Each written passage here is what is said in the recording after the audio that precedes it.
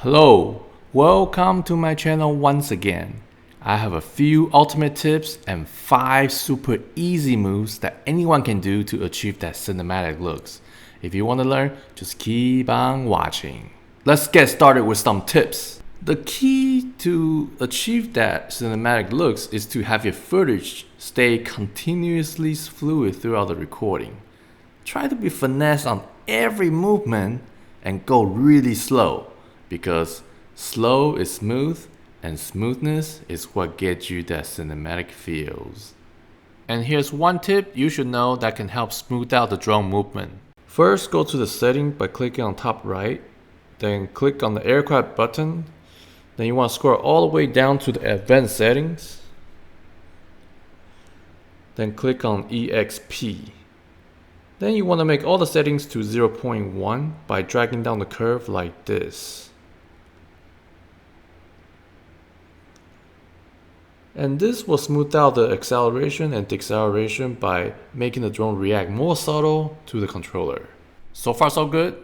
Alright then, let's start the tutorial and make sure to pay close attention to my finger movement at the bottom of the screen. Let's go! This movement may sound trivial, but it can be somewhat challenging when any unpredictable wind gusts or random turbulence happens at higher altitude. Take this shot for example. The wind is pushing the drone to the left, making the roll constantly shift to the right of the frame. So to fight against the wind, I will need to push the joystick forward and slightly right to keep the roll at the center. If there's a forward move, you bet there's going to be a reverse.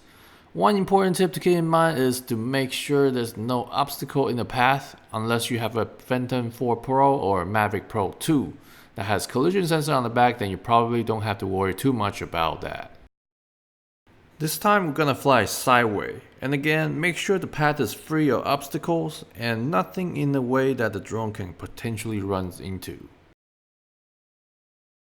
In this shot, I'm taking the drone straight up and have the camera facing straight down. I'll prefer the camera pointing down instead of facing the horizon because it reveals the scenery much more dramatically. This is a similar movement, but now let's add some spice to the flavor by tilting the left joystick slightly to the left or right to make the shot spin. But you don't want to spin it too fast that makes the audience dizzy. Remember, slow is smooth and smooth is cinematic. Oh, here's a bonus tip. You always want to have a subject in the footage, like a car, a building, or a person, because that extra element really plays a big role in making the shot much more alive. Thanks for watching guys, I hope you enjoyed the video and get ready for my next tutorial. If you're interested in the equipment that I use, click on the link on the description below, and make sure to subscribe and hit that notification bell to keep up to date for my next tutorial.